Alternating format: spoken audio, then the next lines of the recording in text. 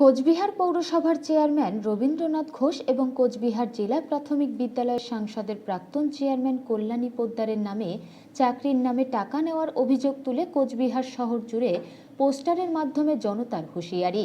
সেই পোস্টারে লেখা রয়েছে, রবীন্দ্রনাথ ঘোষ এবং কল্যাণী পোদ্দার চাকরির নামে বহু টাকা নিয়েছে, সেই টাকার একটি অংশ গেছে কলকাতায়। সময় এসেছে তাদের বাড়ি ঘেরাও করে তাদের পিঠের চামড়া তুলে দেওয়ার।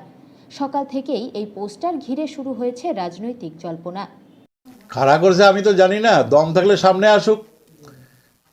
ইতিমধ্যেই বিজেপির কেন্দ্রীয় মন্ত্রীর বাবার নামে যেহেতু ঘরের তালিকা বেড়েছে, বিজেপি তো এটার কাউন্টার দিতে পারছে না, তাই তারা আমাদের সম্মানহানি ঘটানোর জন্য এই ধরনের নোংরা একটা খেলায় নেমেছে। দম যদি থাকে সামনে আসো, এসে বলো, পিছনের থেকে কেন খেলবে? সুতরাং এই সমস্ত বিজেপির চাল, বিজেপির একটা নোংরা রাজনীতির এটা একটা অংশ। পোস্টারের মধ্যে লেখা রয়েছে আমাদের দলের রবীন্দ্রনাথ ঘোষ, কল্যাণী পোদ্দার। সে বিজেপি কিভাবে লিখবে না লিখবে সেটা তো আর আমি জানি না। এটা বিজেপির চক্রান্ত, বিজেপির খেলা। আপনি কি কোনো আইনি ব্যবস্থা নেবেন? দেখা যাক, আমি উকিলের সাথে পরামর্শ করবো। এখন সামনে যদি কেউ না আসে, কার বিরুদ্ধে আইনি ব্যবস্থা নেব? পুলিশের দ্বারস্থ, যাতে কারা এটা করেছে তাদের খুঁজে বের করে, সেটা আমি আমার উকিলের সাথে কথা বলে দেখে তারপরে ঠিক করব। উত্তরবঙ্গ উন্নয়ন মন্ত্রীর প্রাক্তন এবং কল্যাণী পোদ্দার বিভিন্ন মানুষের কাছ থেকে চাকরি দেওয়ার নামে টাকা নিয়েছে, এটা কুচবিহারে সবাই জানে।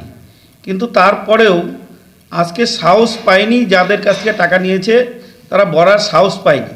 কিন্তু এখন বিরোধী দল আস্তে আস্তে শক্তিশালী হচ্ছে, সেই জন্য মানুষ সাহস বাড়ছে যে তাদের কাছে টাকা আদায় করা।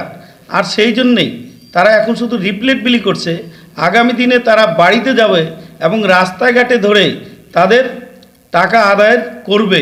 সেই জন্যই আমি বলছি, যারা টাকা নিয়েছেন আর তারা টাকা তাদেরকে ফেরত দিন, না হলে আগামী দিনে মানুষ কিন্তু আপনাদের রাস্তা বেরোতে দিবে না।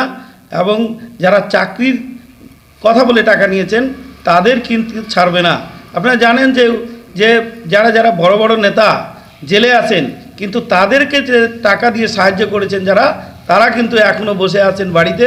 সেই জন্যে তাদের কিন্তু অ্যারেস্ট হওয়ার দরকার।